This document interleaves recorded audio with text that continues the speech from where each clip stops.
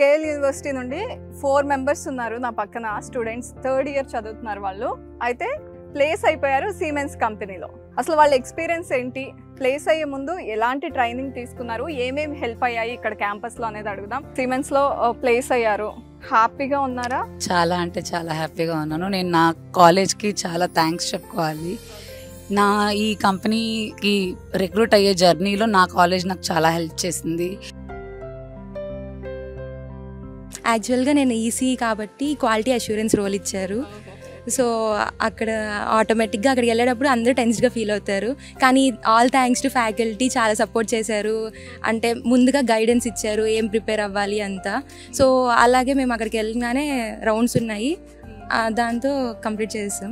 So ఇక్కడ ఇచ్చే training programme కానీ ఇక్కడ ట్రైనింగ్ వల్లే మాకు అక్కడ ప్లేస్ అవ్వడానికి మెయిన్ రీజన్. సో మీ ప్యాకేజ్ అడగొచ్చా? Yes ma'am, like 20 LPA post confirmation. Okay, as a fresher అంటే ఇలాంటి ఒక మంచి ప్యాకేజ్తో ఇంత తొందరగా 3rd ఇయర్లోనే జాబ్ క్రాక్ చేశారు. సో ఫీలింగ్ ఏంటి? సో ఫస్ట్ నాకు ఎప్పుడైతే సెలెక్ట్ అయిపోయాం ఇలా అని తెలిసిందో పేరెంట్స్కి కాల్ చేస్తే దే వర్ ఓవర్ క్లౌడ్ అనమాట. Like first they didn't believe. నిజమేనా చెప్తుంది, they are in dream.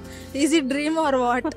So నేను లేదు నిజమేనా వచ్చింది ఇలా అని చెప్పేసరికి చాలా హ్యాపీగా ఫీల్ అయ్యారు. కేఎల్ యూనివర్సిటీ ప్రిఫర్ చేయడానికి రీజన్ ఏంటి అంటే మనకి మొత్తం మన వరల్డ్ క్లాస్ ఇన్ఫ్రాస్ట్రక్చర్ కానీ మనకి అన్ని NIRF ర్యాంకింగ్ పరంగా ఓవరాల్ మన ఫ్యాకల్టీస్ కానీ ఓన్లీ తెలుగు స్టేట్స్ కాకుండా మిగతా మన నార్త్లో ఉన్న కానీ మనకి మంచిగా ఏదైతే అనిపించిందో ఇక్కడ, అందుకే మనం కాలేజ్ జాయిన్ అయ్యాము.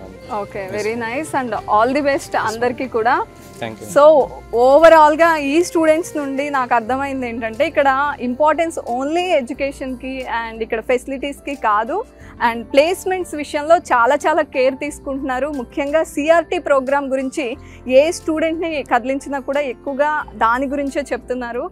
ఆ CRT ప్రోగ్రామ్ వల్లే మాలో కాన్ఫిడెన్స్ బిల్డ్ అయింది, అంటే 0 నుండి మేము ఎక్కడి వరకు వెళ్ళాం అనేది ఎక్కువగా చెప్తున్నారు.